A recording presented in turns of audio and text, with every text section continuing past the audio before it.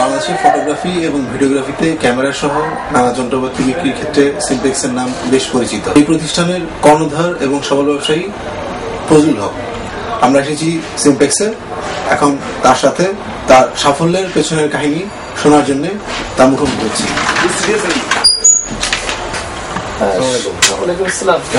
আমি ভালো আছি, আপনারা ভালো আছেন?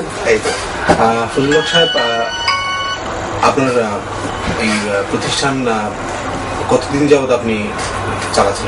আমার এই প্রতিষ্ঠানটা 2006 সাল থেকে 2006 জুন থেকে আমি টোটালি সিমপ্লেক্স কর্পোরেশন নামে আমি এই প্রতিষ্ঠানটা স্থাপন করি। আর এই প্রতিষ্ঠানটা স্থাপন করার পিছনে আমার অনেক শ্রম ছিল, অনেক আশা ছিল। ইনশাল্লাহ আল্লাহর রহমতে আমার সততা, আমার একাগ্র প্রচেষ্টা সার্বিকভাবে আমাকে সেই সফলতার ধারবন্ধে পৌঁছে দিয়েছে। আচ্ছা, বর্তমানে ফটোগ্রাফি এবং ভিডিওগ্রাফিতে ব্যবসায়িক যে অবস্থা সেটা কেমন বলে মনে হয় আপনার কাছে? বর্তমানে নিউ জেনারেশন, টোটালি যে ইয়াং জেনারেশন যেটা আছে, টোটালি এত বেশি ওনারা এই ফটোগ্রাফি এবং ভিডিওগ্রাফিটাকে এত বেশি আপন করে নিয়েছে। আমার মনে হচ্ছে যে অন্যান্য দেশের তুলনায় বাংলাদেশে এটা অনেক বেশি রাইজ করেছে।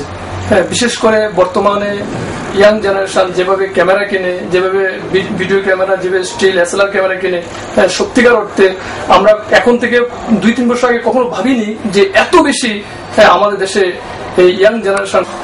বর্তমানে বিভিন্ন ইউনিভার্সিটির ফ্যাকাল্টি হচ্ছে, ফ্যাকাল্টি অনেক ধরনের ফটোগ্রাফি শিক্ষা দিচ্ছেন, বিশেষ করে যেটা এখন থেকে 2-3 বছর আগে ছিল না, যার ফলে এই ভিডিওগ্রাফি এবং ফটোগ্রাফি সাফল্য অনেক বেশি ব্যাপকভাবে বিস্তার লাভ।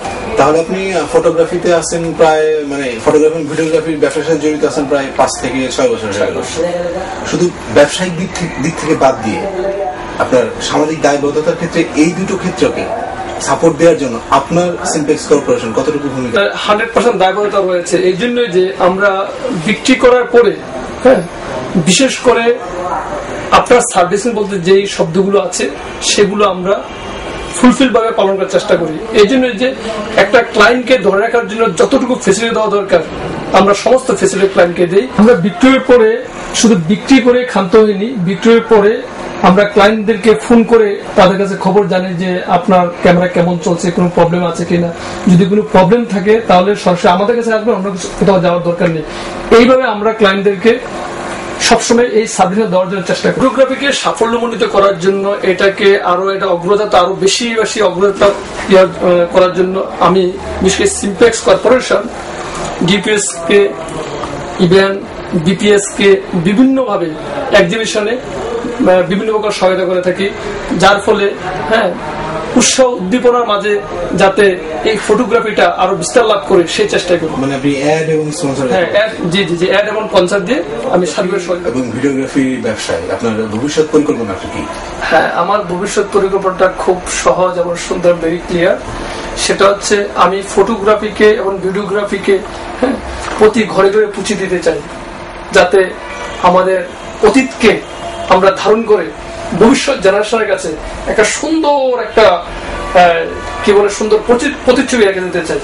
আর এই সিমপ্লেক্স কর্পোরেশন ইনশাল্লাহ আপনাদের আশীর্বাদে, আপনাদের সহযোগিতা, এটা একটা লিটল বুম হিসাবে ইন ফিউচারে আমার মনে হচ্ছে যে সারা বাংলাদেশে প্রচারিত হবে, প্রতি ঘরে ঘরে সিমপ্লেক্স কর্পোরেশন সম্পর্কে সবাই জানে। বাংলাদেশের ফটোগ্রাফি এবং ভিডিওগ্রাফি শিল্পকে বিশ্বের বাজারে পরিচিত করতে সিমপ্লেক্সের অবদান একদিন হয়তো লিটল বম থেকে হিরোশিমা এবং নাগাসাকির মতো মহাবিস্ফোরণ আকারে সহায়ক ভূমিকা পালন করবে।